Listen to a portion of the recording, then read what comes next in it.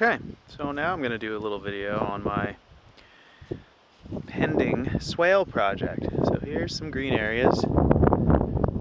There's a maple log that the sheep rubbed raw, and I slide on my snowboard. And behind that you can actually see what I think I might use to make a little hugel bed there. A house, it's hard to see in the distance, but there's a monster mound up there as big as the house of old logging slash that I can use for hugel stuff. But I'm just gonna walk us up to my swale site because I think it'll give a nice perspective or bore you to tears. Here comes Roo Dog to join us.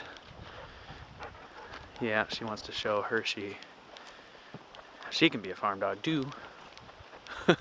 Hi, Roo Dog. You're a good girl, huh? Okay, so you can hear my little water course here. Roo's gonna help demonstrate. Lovely little spot. Sounds of the babbling brook.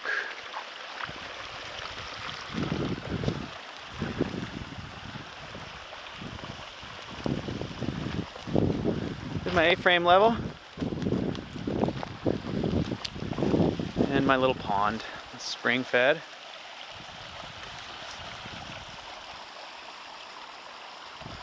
Little house I made, a little pump house I made a while ago out of some cedar.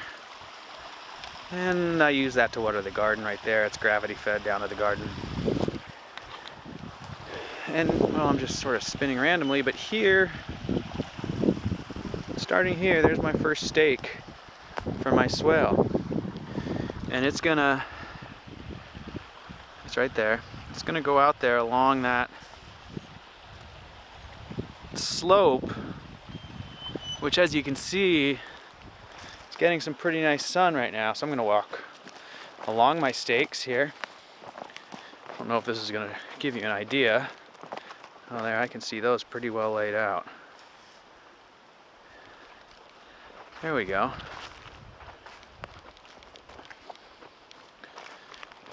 There, yeah, I can see those pretty well.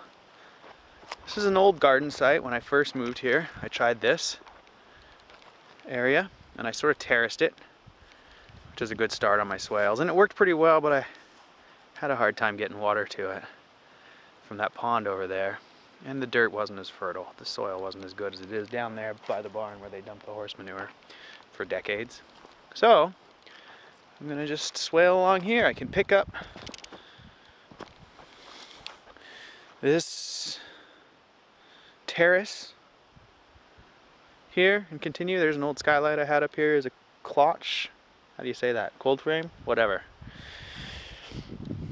Travis, more of your dock, I believe.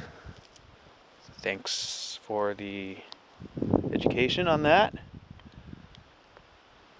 And a little wild apple tree that's done really pretty well and kind of was my inspiration for getting this swale going, looking back towards the pond. I think it's going to be a great spot for fruit trees. I am going to need to fence the animals out, as down there is one of their favorite hangouts. A lot of cool artifacts to show you guys around here, but we'll save some of them. One of my faves is that stump right there behind the apple tree, where my ram broke the stump open. Well, let's just go have a look. See if this video makes it anywhere. Well, my ram used to just love to beat his head on this stump just for something to do, I guess, in the fall when it was rutting season. And one day he broke the side off of it. And what did we find inside? But an old logger's lunch spot, apparently. They had this hollow stump, and apparently they threw their trash in there. And there we go. One of my favorite little features. And I just leave it there. Rotten cans and jars, bottles. Pretty cool. Okay. Well, I'm gonna start digging. So next time you hear from me, I'll be panting probably. Beautiful day out here today, really warm for winter. Probably almost 50 out here. And there's the view out to the pasture. There's the sheep down there. All right, that's it for now. Okay, well, as promised, I'm panting. Rue has plenty of energy still.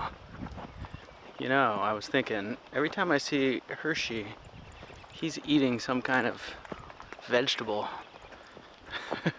I think he might be a little more permaculture than Rue Dog. That's okay. She's just begun on her path. Anyway, here we go. I got it scratched in with the mattock, the pick, whatever you call it. It's not deep.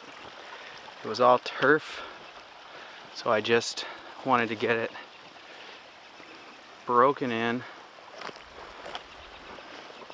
This is all a field of nettles in the spring, which I guess is pretty awesome, although not when you fall into them wearing nothing but shorts, which I did last year. That sucked.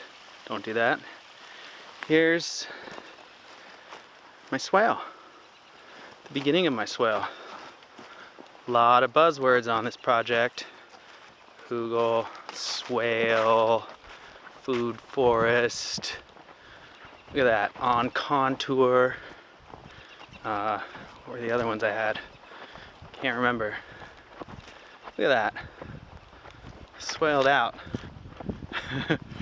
So this is the part I'm thinking is going to be the most fertile. It gets the most sun. We'll just sort of sweep around here, get a reverse view of the swaleage. Yeah, so I'm just starting. I am going to dig a lot on this, on the uphill side, I think. Throw the organic matter on the downhill side before I dig much more. Thank you, CJ. Excellent reminder. And bury that rather, with all of this soil that's just on the uphill side here. And in the process, hopefully, make a large, flat-ish area that's on contour. That should it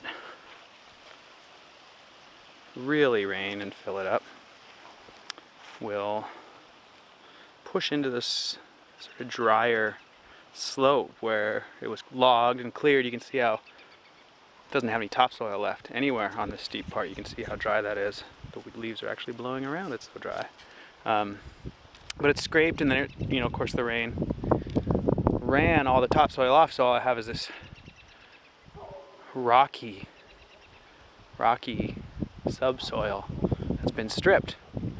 You know, you can see there's a little topsoil there, but let me tell you, that was some rocky digging. So hopefully now instead, topsoil will gather in the large flat area. Water will push underground, enter the ground rather than scour the rest of this steeper knoll here. And on the downhill side, trees will be able to, and plants and shrubs and herbaceous layers and all of those things will reach down and get that water, I guess. And eventually I won't have just barren rocky zone up here. My constant companion here. Not very permaculture dog. She's kind of a redneck, to be honest. That's okay. Where we live, that's kind of how it goes. Yeah. Look at that. Okay. I'm tired. Had enough. Let's go work on the how much wood did I burn project.